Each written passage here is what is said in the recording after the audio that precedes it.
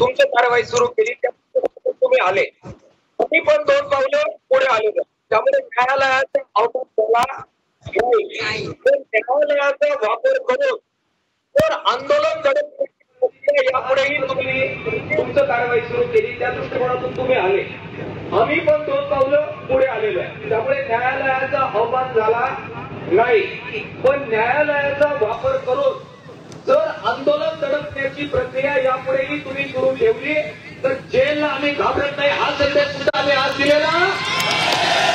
जेलमध्ये जायची तयारी, केसेस अंगावर घ्यायची तयारी, भगतसिंगची औलाद पाहिजे ते करायची तयारी, हे संदेश सुद्धा निक्षून आम्ही मुख्यमंत्र्याला आणि सरकारला देऊ राहिलेलो.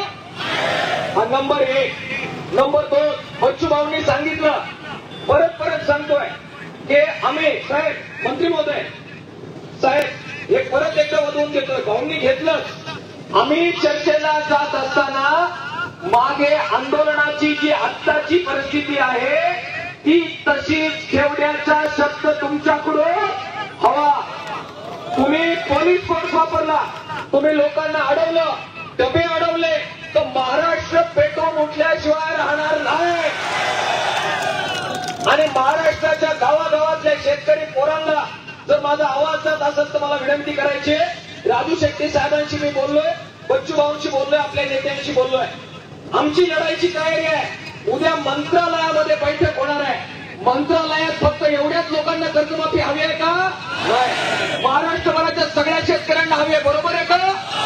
11 वाजता उद्या बैठक होणार आहे. 11 वाजता गावागावातील पण आम्ही जाणार ना 11 वाजता येऊन. तो काय उद्या दिवसभरात बैठक होणार आहे.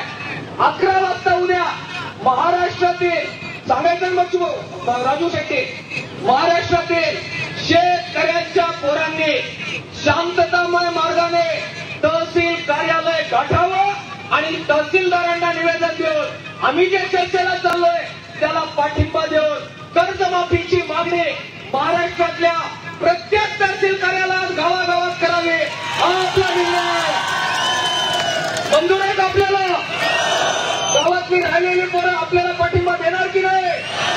उद्या तहसील कार्यालयात निवेदन द्यायला जाणार की नाही? आपल्या बाबाचा सातबारा कोरा करण्यासाठी, आपल्या मिटिंगला पाठबळ देण्यासाठी उद्या निवेदन देणार की नाही? एकीकडे आंदोलन आणि दुसरीकडे चर्चा.